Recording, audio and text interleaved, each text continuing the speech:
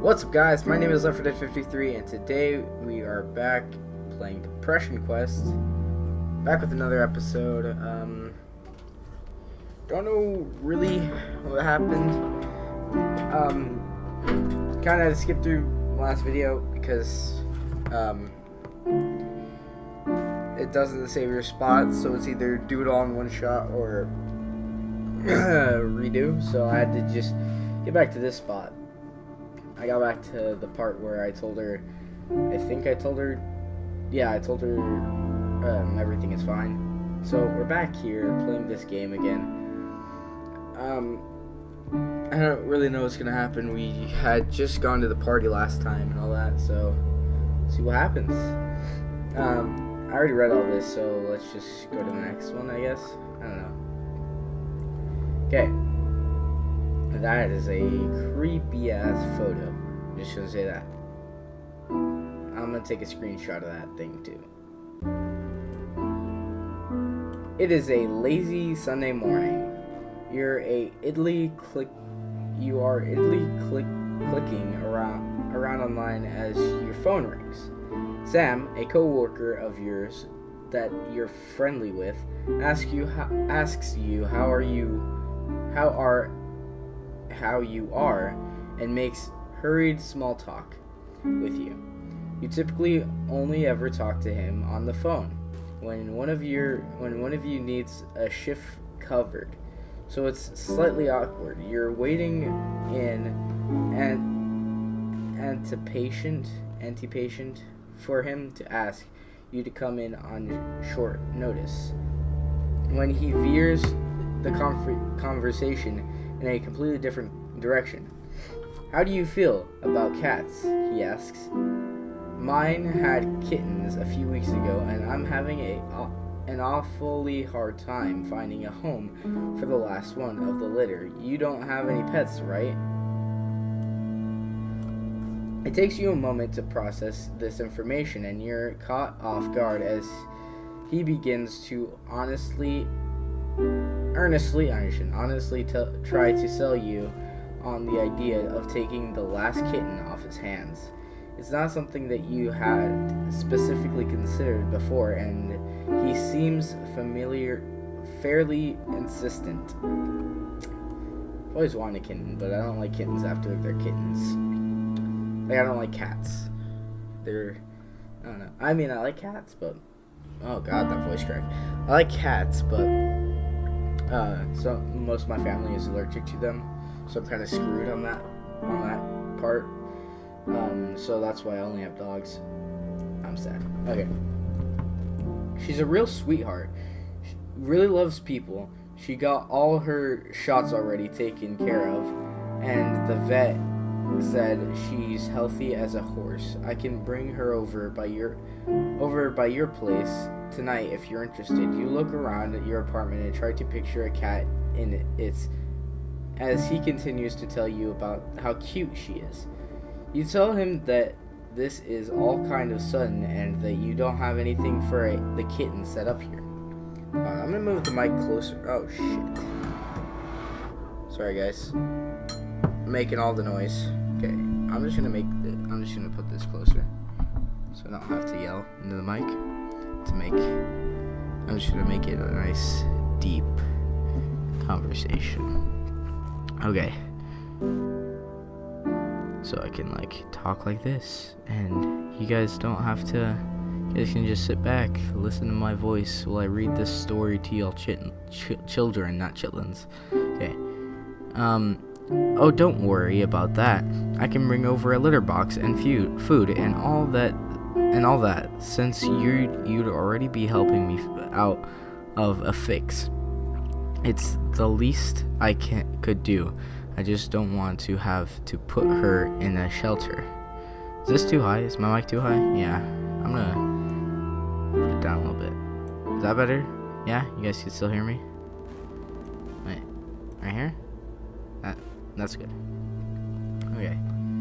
You can't help but feel like you're being guilt-tripped, but you decide to give it some serious consideration. It does, get awfully lonely around your apartment, and it might feel less empty with a cat around. However, since you have been feeling so down, it might not be a good idea to take on the responsibility of a cat, even if they are fairly low maintenance. What do? Become a cat owner. You could use the companionship. Oh shit. Decline. You're not in a good enough place to be taking one more responsibility right now. Decline. You don't like cats. I'm gonna become a cat owner. Fuck that shit. That is not a cute cat. I would have said send me pictures first. Okay, let's continue. You accept the offer of the kittens and hang up shortly after, making arrangements for when your coworker can drop her off tonight. After hanging up, you worry about if you've suddenly taken on a responsibility that you can't handle, and hope you don't make a small animal suffer for it. You're not entirely sure what to expect, and you'd spend the rest of the afternoon researching cat care online and trying to think of a name. The evening rolls around and you hear a knock at your door, startling you out of reading Wikipedia. That's not a trusted site. I hope you guys know that. Don't ever trust anything you see on Wikipedia. You can go on the links that Wikipedia has, but don't trust it, because anyone can change the stuff in there. Just let you know. Wikipedia entirely too hard. You take possession of a small, terrified black and white kitten in a carrier, along with everything you need to start taking care of her. You take her into your bedroom, close the door, and open the door to the carrier excitedly. Yeah. She cowers in the back of it, and you back off, feeling slightly defeated. You remember what you researched on introducing a kitten to a new home, and leave her alone to go mess around on your computer, hopefully checking over your shoulder every so often to see if she has come out yet. Shit, I bumped the mic. That spike does not sound good or look good.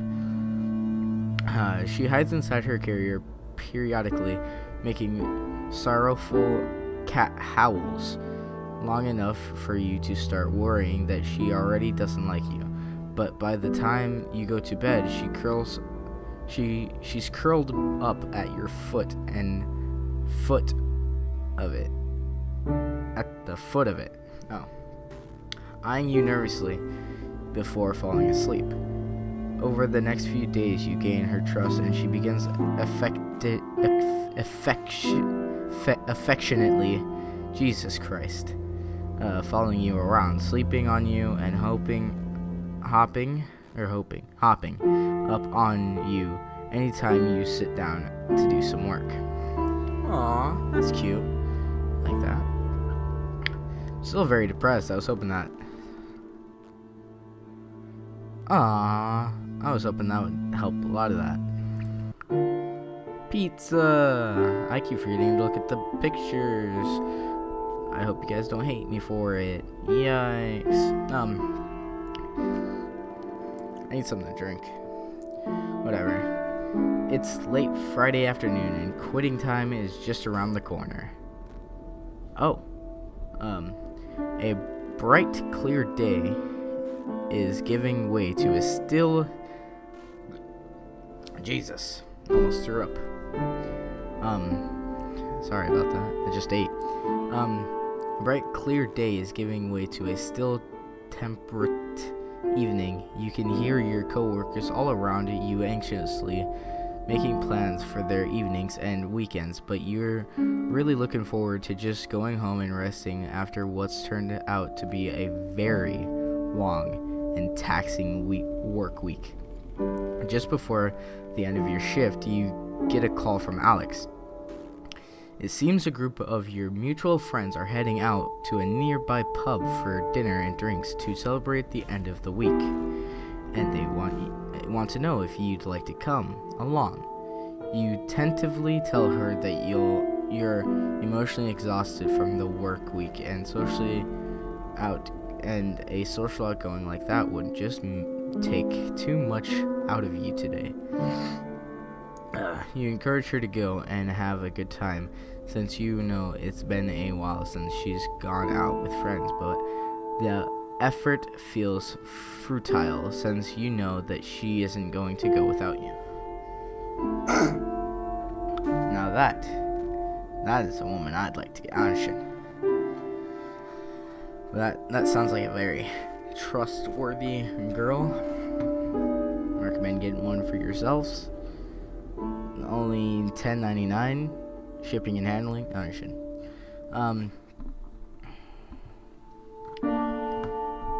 A couple of hours later, the two of you find yourselves in a familiar position on the couch watching comedy shows on Netflix, a box of pizza open on the coffee table in front of you.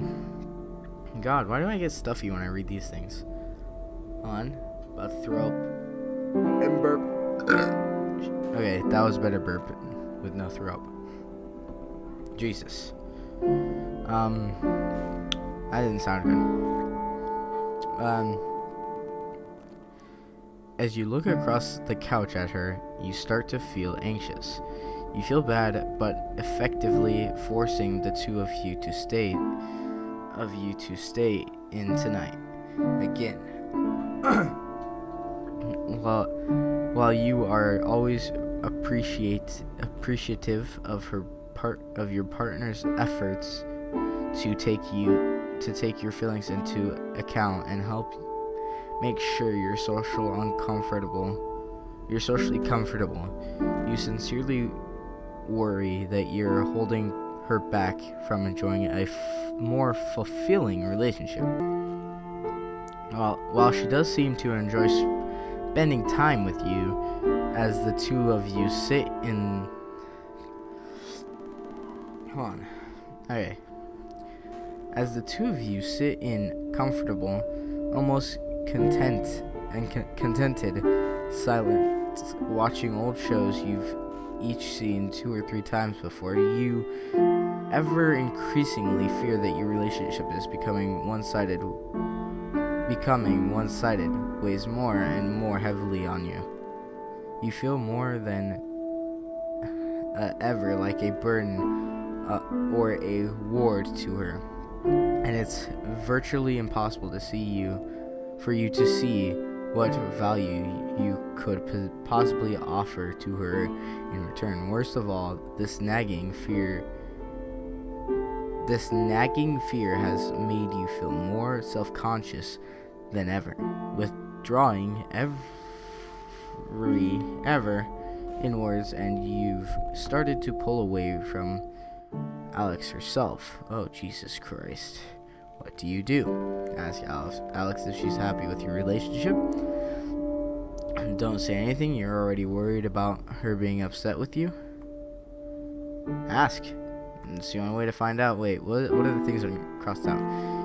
You know, despite the bad times, your girlfriend sincerely loves you. Relationships are a two-way street, and you resolve to always be there for her, like she has been for you. Tell Alex how important she is to you and enjoy your evening. I'm gonna go get a water or something because my mouth can't do it. I'll be right back, guys. Okay, let's ask her if she's happy, because you can't do anything about a relationship. You don't ask the other person. Like this said, it's a two-way street. Netflix loading 33%, maybe. Jesus. Okay. I'm surprised I haven't seen any blues to read, but whatever. Okay. My mouth's a little not dry. Okay. You look over at Alex, who hasn't noticed you watching her yet, and you try to phrase the expression on her face. Or praise the expression on her face. Does that sound hot? Probably not.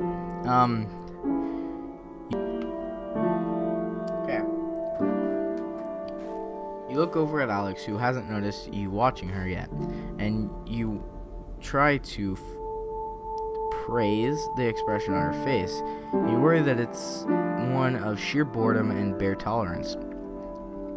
You wonder if she's thinking about all the fun things she could have been doing tonight if she wasn't trapped on the couch with you, ordering from one of the same 3 takeout places that you always order from. A sense of disappointment creeps over you as you picture what the night could have been if you had just accepted the invitation she had made earlier. I know this is pretty boring. This is a pretty boring Friday night for you. Are you really happy being with me? Being like this? She turns to look at you. The fuck it? The fuck you saying, nigga? That's what I'd say. She turns to look at you. Forehead wrinkled. Why do you ask me that so often? You feel her body stiffen and pull away from yours just a little. Well, I mean, you start but are unable to try and think of how to answer. Well, fuck. Also, I don't know if you can see the mouse or not, but I'm sorry. I'm really sorry. Jesus. She turns to look. Oh, yeah. Well, I mean. Oh, yeah. Okay. So I get to pick now. It's probably silly, but it's reassuring when I hear that you're on the same page. I want to make sure I'm right for you.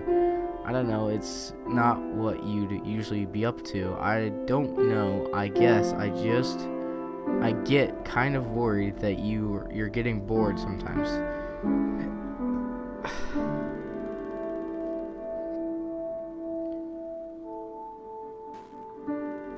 Yeah, let's be honest. Honesty is key. For most things. Fuck all those people saying honesty is key for everything. No, it's not.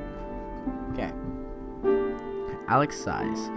Look, if that were the case, I would let you know. I don't think you're boring. You're more of a homeboy. A homebody than I am. I'm learning how to deal with that. Deal with it? You think, repeating it in your mind. Does she see you as a problem to be dealt with? You try to pick up her reply apart in your mind. Okay. Oh, Jesus. Fuck, I'm sorry, I didn't mean to hit it. I'm sorry. Am I recording with the right stuff? Yeah, Blue Snowball, okay. Holding her back. You try to pick her reply apart in your mind, and all of your conclusions lead to your previous worry that you're holding her back. You're beginning to think that the phrasing was chosen without too much deliberation, and that despite her attempts at reassuring you, this slip of the tongue revealed her true feelings. As you picture how much fun she would be having right now if you had only accepted her invitation and managed to somehow get over your reservations and anxieties, despite not knowing how you would go about that. She cuddles back up to you. Thanks for putting up with me, you say, staring at the TV without actually watching it. She sighs in response. Damn, that doesn't seem like a very good relationship there. You are deeply depressed. Even activities you used to enjoy hold little or no interest for you, and you exit in a near consistent state of lethargy. Oh, okay. Ooh, coffee. You guys ready? I'm not. Let me take another sip. The fuck was that?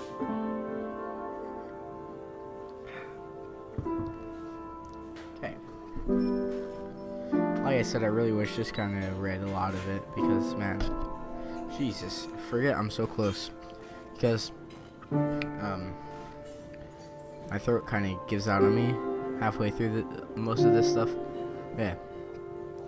It is a breezy Sunday afternoon. You've allowed Amanda, an old friend from school that is in town for the weekend, to talk you into leaving the house for coffee and catch up. You meet her in a small cafe and talk about what you've been up to since you've last seen each other, and you can't help feeling like they are a lot more accomplished and interesting than you are. While listening to them talk about... Oh, what? Hold on, wait.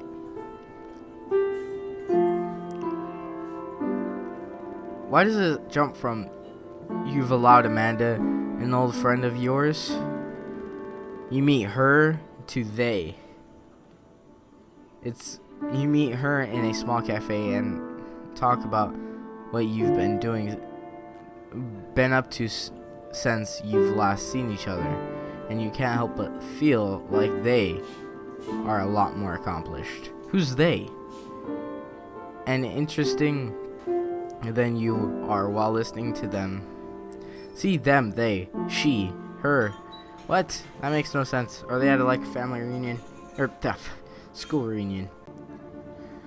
When it's your turn to brief them on your activities, you feel anxious and ashamed and give a very abbreviated version. You try to talk about your job as little as possible, and you feel incredibly boring while you describe it. Despite her expression sincere interest in you and your life. Amanda has known you long enough to read your mood and tone of voice. She leans in to ask a question while gently touching your hand, a look of genuine concern on her face. What's wrong?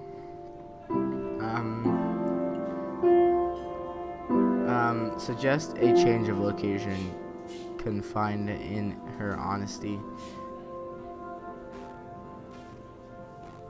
Test the waters and open up a little, hoping she'll understand. Insist that nothing is wrong. Defensively ask what she means. Notice that your hands are shaking.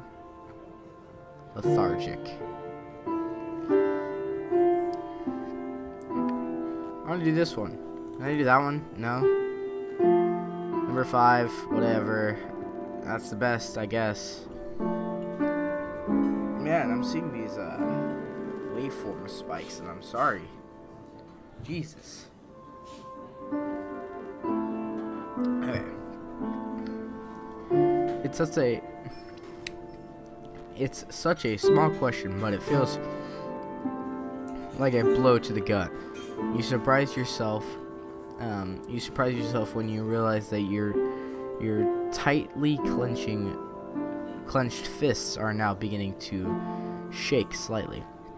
Despite your best efforts, you feel tears beginning to string at your eyes. You try to disguise this by tilting your head up and praying that you'll suck back that they'll suck back in. No, it sounds like I'm sick. I feel like I'm sick. She suggests that you two get out of there, and you feel mortified. She offers to go back to your apartment with you, but the two of you end up talking.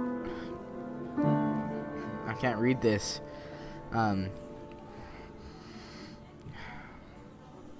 Talking in her car for 2 hours as the words just pour forth from you.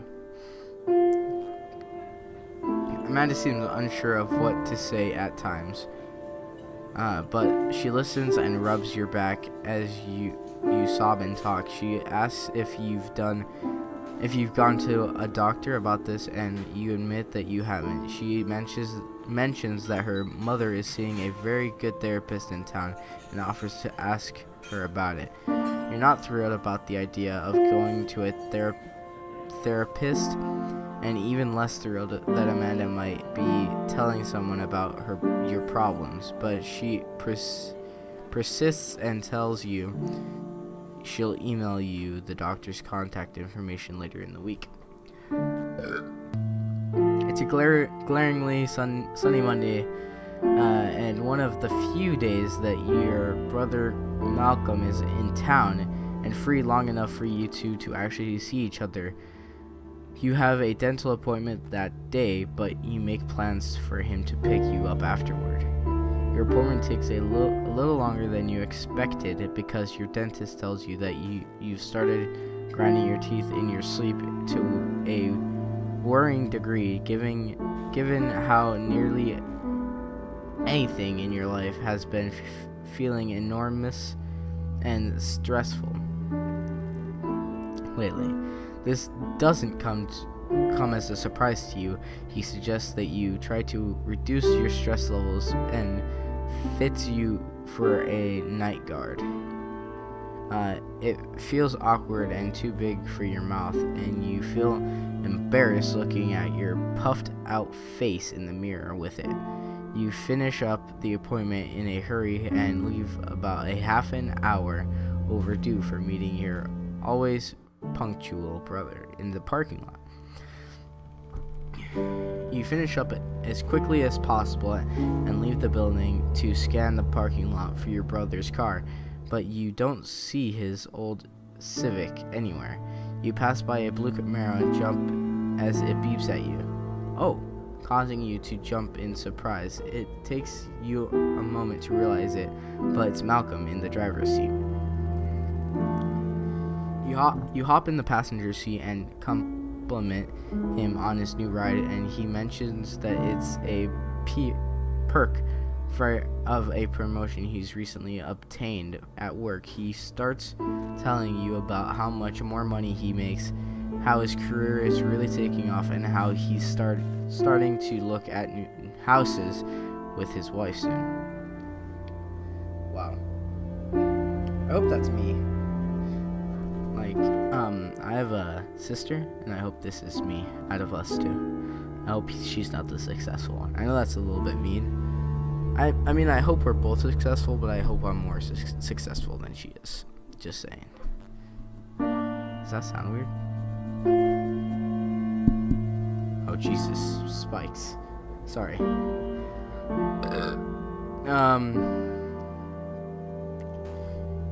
You clutch the bag containing the night guard in your hand and feel yourself clench your teeth as you think of your crummy apartment and how long it's been since you've been able to take a day off work without having to worry about making ends meet. He's only 2 years older than you, but it feels like he's eons ahead of you in every other aspect of your life. So, he asks, How did your appointment go? Did you get drilled full of holes or what? A sense of shame creeps over you. Just tell him. I don't care about the rest of these, just tell him. I don't want to lie. The dentist said I'm apparently grinding my teeth too much when I sleep. Oh, Malcolm replies. Been stressed out lately, kiddo?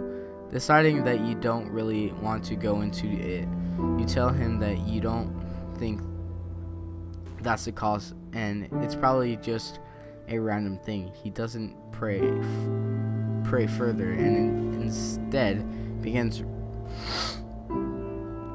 I don't care. I mean, whoops. I don't know what the I don't care came from. Reminiscing with you about the time you chipped a baby tooth because he accidentally knocked you over once. You go out for dinner and catch up on things, but you still feel somewhat distracted by the growing anxiety in the back of your mind. Though you enjoy your brother's company, you still feel like you want nothing more than to go home and hide from the world tonight. It becomes hard for you to try to stuff all of your horrible feelings down and go emotionless And when someone like the dentist can see a fraction of what's going on inside your head, it leaves you feeling embarrassed and weak, and you hate yourself for feeling that way. You wonder if you're really fooling anyone into thinking you're a normal person, and then you wonder if your brother knows and is hanging out with you out of pity tonight. After he drops you back off at your apartment, you throw the night guard out. You can't stand to even look at the thing. Not a good decision.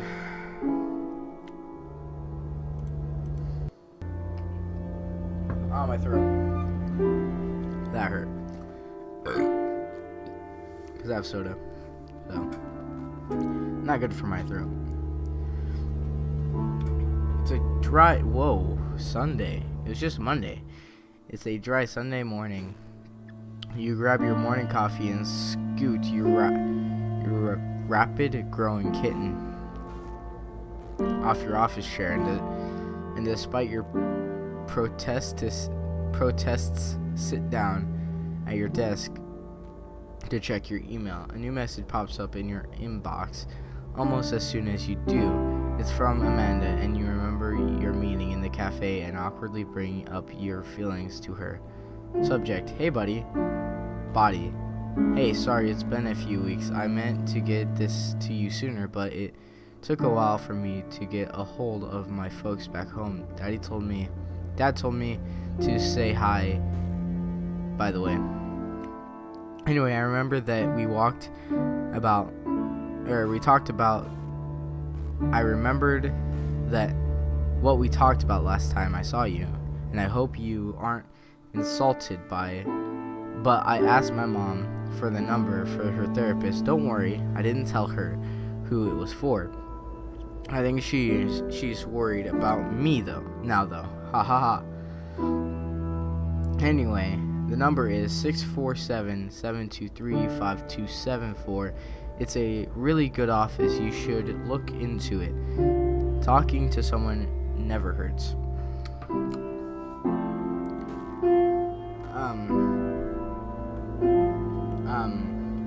Yeah. If you're worried about the money, don't be. They're one of the few that has a really good sliding scale free system. And won't charge you what you can afford. I hope you're feeling better. It was really nice to see you again. A. What is this? Some kind of TV show that leaves an A after it. You know the TV show I'm talking about. Wink. It's still early enough that you could call and make an appointment today. Your kitten curls up in your lap and as you consider what to do. Sleep on it, close the email. Oh, god damn it. Why? Why is the good one always at the top? Call the therapist's number.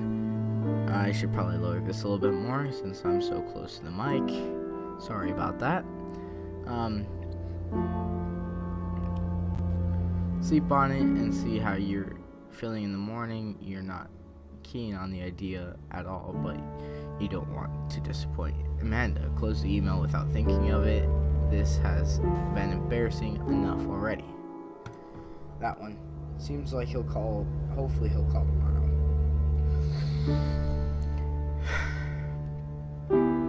Okay. Again, keyboard. Nice. The thought of picking up the phone and calling someone about this right now is overwhelming. Sure, you're having a hard time lately and have motivation issues, but are you really in the need of therapy? Shouldn't you be able to get over it yourself? What if they put on medication that makes you feel like a zombie? What if you go and the therapist looks down on you? What will Alex think about this? Trying to think about all these things at once makes it feel like a very big deal, and you decide to take your time to think on it. The rest of the day passes quickly, and that night you have a hard time trying to sleep because your brain is too busy thinking about all the things and imagining all of the ways it could go horribly wrong. The next morning you check your email again with blurry eye sand. A meowing kitten. Amanda's email is still there, seemingly waiting for you. You are no more decided than you were yesterday. Call after wrestling with it for a few minutes longer. Don't call. Call! You read through Amanda's email two or three times, then sit and stare at your computer for a while the memory of that uncomfortable conversation makes you feel newly embarrassed and self-conscious. Part of you is also encouraged by the fact that she cared enough to get back to you at all. Sitting in front of your computer, you start to question things like whether or not Amanda sent you this number out of pity, or perhaps some sense of obligation after having listened to you. You have questioned her motives and the validity of her concern, and whether or not you think seeing a therapist would even be helpful. Yet almost consciously, you reach for your phone and before you realize what's happening, you're listening to the therapist's line ring. Before you can bring yourself to hang up, you're listening to the slightly clinical but not unpleasant voice of the receptionist. Asks how she can help you.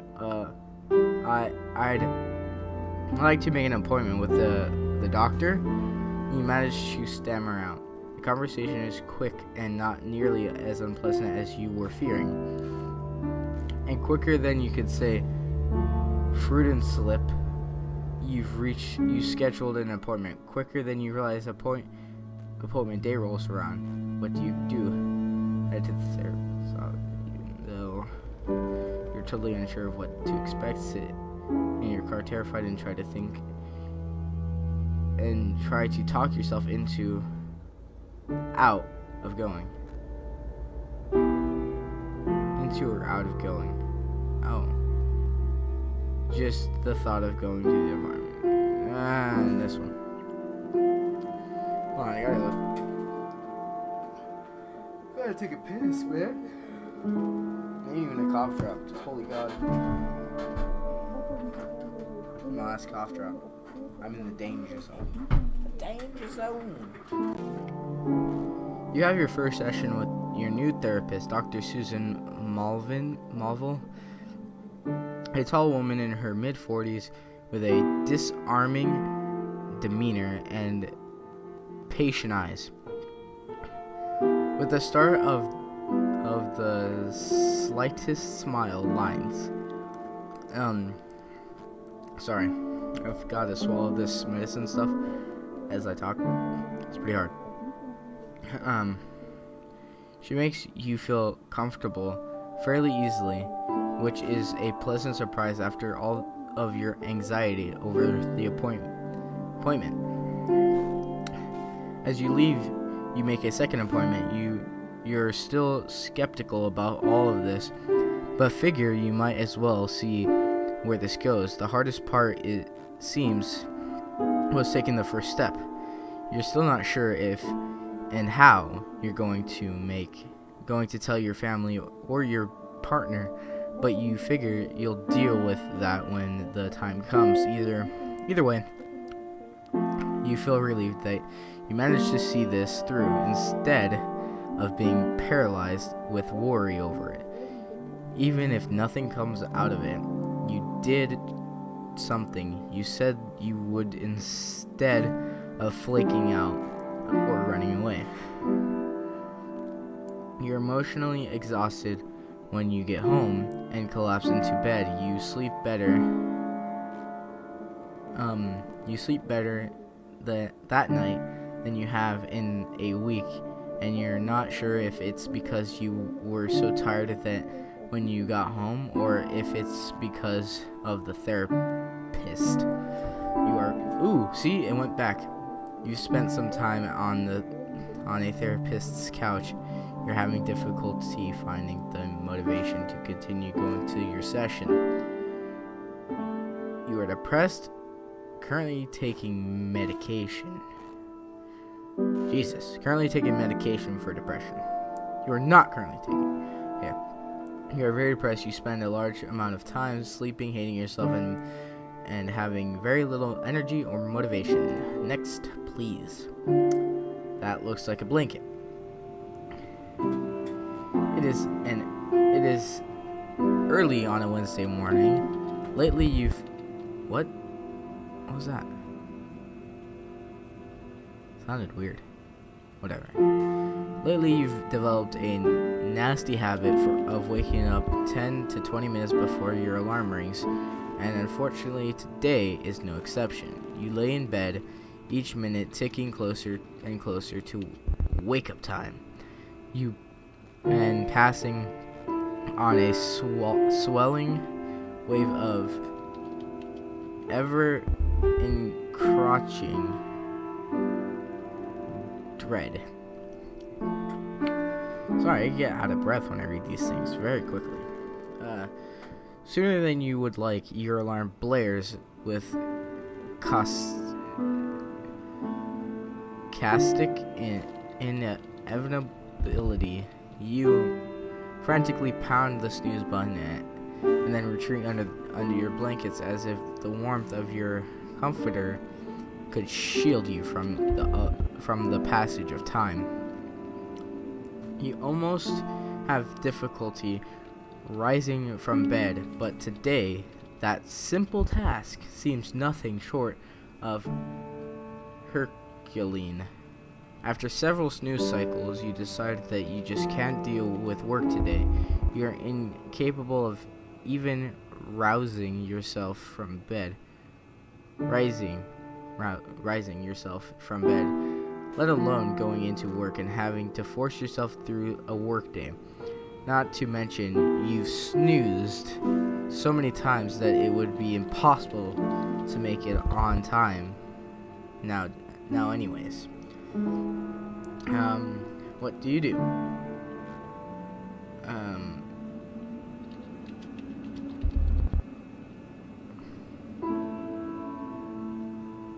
Yeah. That's what my mom would say. Go, and if you don't feel good, or if you don't feel better later, I'll come and pick you up. Again, keyboard, like it. In spite of the fact that your body is actively fighting you literally every step of the way, you somehow manage to drag yourself out of bed and make your way into work. Surprisingly, you end up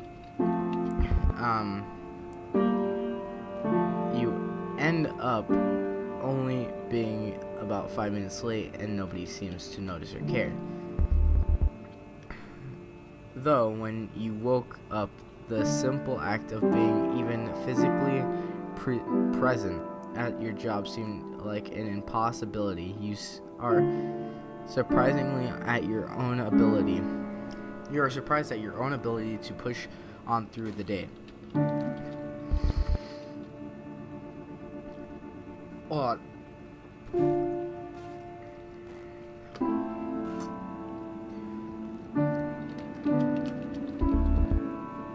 okay. Had to spit.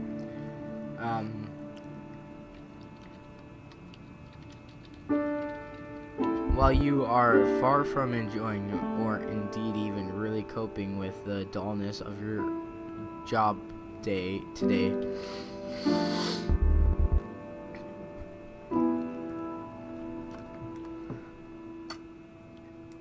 Sorry, I gotta spit again.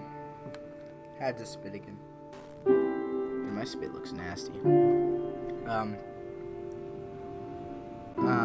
You seem to have slipped into a trance-like state of automation, and time is nevertheless passing. Eventually, the end of the day rolls around and you head home utterly exhausted, but at the same time proud of yourself for having stuck it out.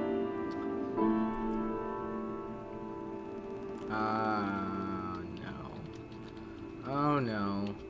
I'm starting to lose control. Oh. I'm gonna take a picture of that. That actually looks...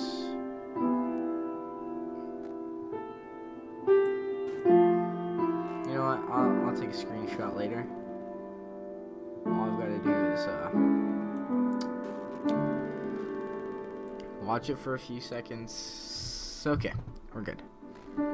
Okay. I'll take a screenshot later. It's a pretty good picture. Do you feel like that? Actually, no, I won't. That won't be the thumbnail. It's 2 a.m. on a Sunday, and you have work in the morning. Shit. You roll over to see the sickly green glow of the time displayed on your LED alarm clock and let out an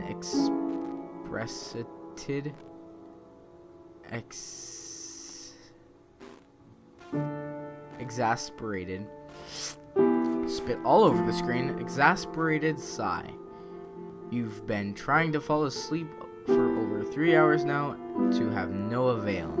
Every time your head hits the pillow, you're overcome with anxious thoughts that wrap themselves around each other. Worries about your job lead to worries about your future, lead to worries about your very identity, and you're unable to shake them off long enough to doze off. Your eyes won't even stay shut as your mind races through imagined scenarios going horribly wrong, which you promptly attribute to your general worthlessness. Your thoughts run too fast for you to come to a satisfying conclusion on any one of them.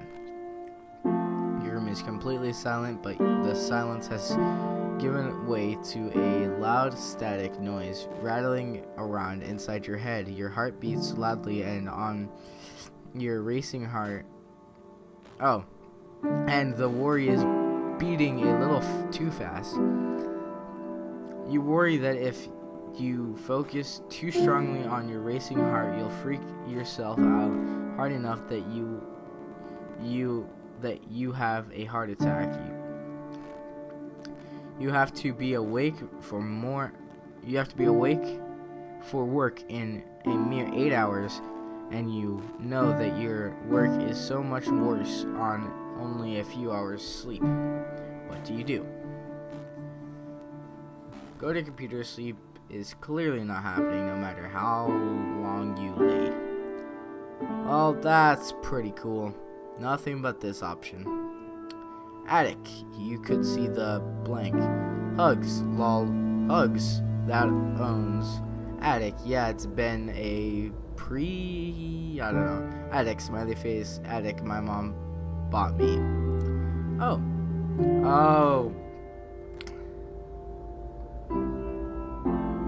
I'm an idiot. Bunsen, whatever. You get out of bed and head to your desk. Laying in bed with nothing but your thoughts to keep you company makes you feel like you're going insane. The harshness of the light coming from the screen makes you squint as you turn it on, despite how often you find yourself in this exact situation. There have been so many nights lately just like this. As you begin reading a news story an online friend of your IM's instant message. Instant message is you. Attic, you're up late again, I see. Can't sleep. Yeah, I can't sleep. You. Again? You. Yeah, I can't sleep again. Thinking too much again? Thinking. It's not like somebody that knows everything is like spells everything right. You guessed it. I want to talk about it. You end up talking with Attic for quite some time about how you've been feeling. He's always been easy to talk to about personal matters, and the added security of talking online helps. Being able to rethink what you say as you type it out and check it before you send it out helps you gather your thoughts, and you find it less intimidating in a way to type it all into a prompt, then say it out loud. I don't want to be the guy who thinks they can diagnose something because I read a Wikipedia article, but it kind of sounds like you might have depression. You should talk to someone about that, like a doctor. You pause. Are you really that transparent? Or is it that you've gotten used to talking about your feelings at this point? Your insomnia makes you a little paranoid, but you shake it off.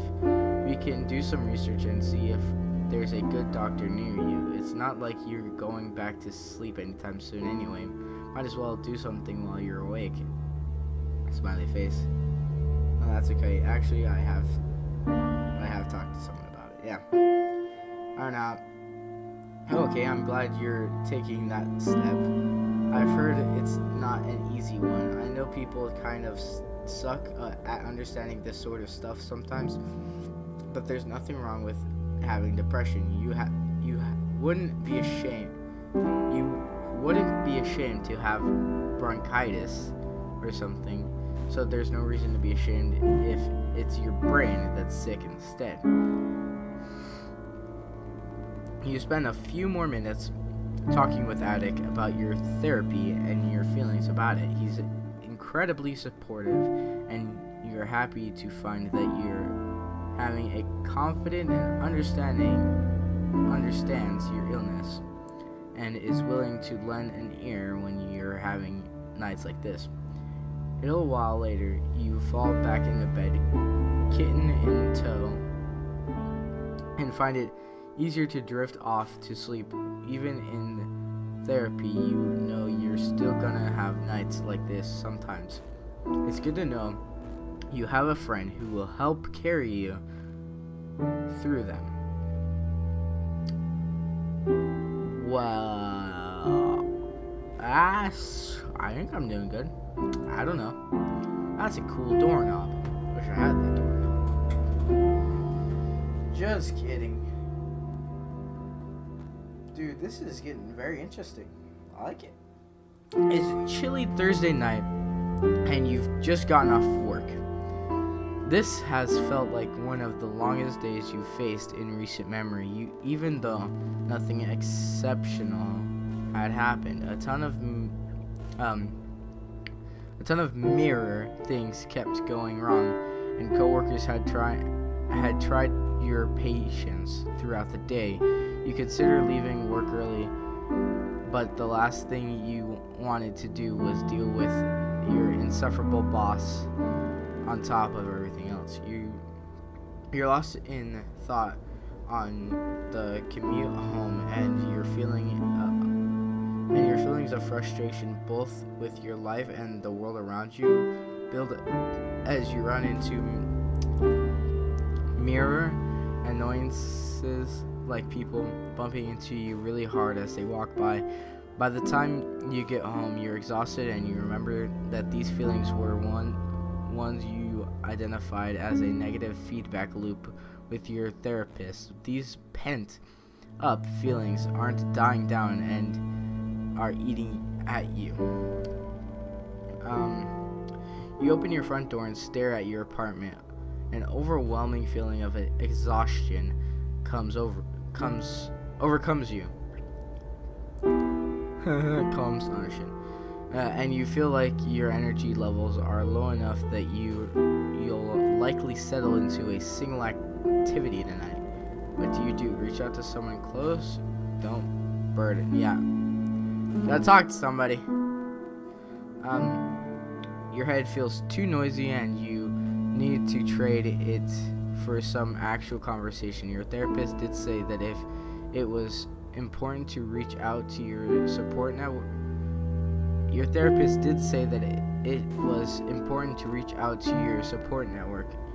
so you might as well give it a shot. Do you call one, your coworker Sam, he's friendly enough and could be a good distraction. 2, your mother, she unconditionally loves you, even if she doesn't always understand you. Alex, she's your girlfriend. Malcolm, he's your family. Do I talk to family? I have a feeling it's hinting towards family because it has 2 family. But I want to let my girlfriend know what I'm going through. You dial Alex, who picks up. Actually, you know what? This is where I'm going to leave the episode. Right here. Where you can see this nice beer while I do my outro. So yeah. What do you guys think so far? I am, like, getting really enthused into this Let's Play. I really like it. I don't know, I'm probably gonna play this again later, like probably right now after I do this. So I'm gonna pre-record the 3rd episode. Surprised to remember that that's gonna be the 3rd episode. I can do math, but shut up. So yeah. So far, I feel like actually I'm gonna scoot it up a little bit so you guys can't read it. Okay, guys, I'm gonna leave the episode here. What do you guys think about it so far? I really like this. I really like this episode. So if I really like this game, well, even the developer said it's not a game, but this sort of I'm just gonna call it a game because I don't know what else to call it. This experience. I really like this experience. It's really I don't know. I just look forward to recording this every day. Or when I do record it, I look forward to recording it. So yeah. What do you guys think about it so far? I don't know if anyone else has played this, probably, but yeah. Comment down below what you guys think about it so far. Like if you want to see another episode of this. Subscribe if you haven't subscribed already, because you know I could use a little bit more support on my channel and all that. But yeah, see you guys in the next episode.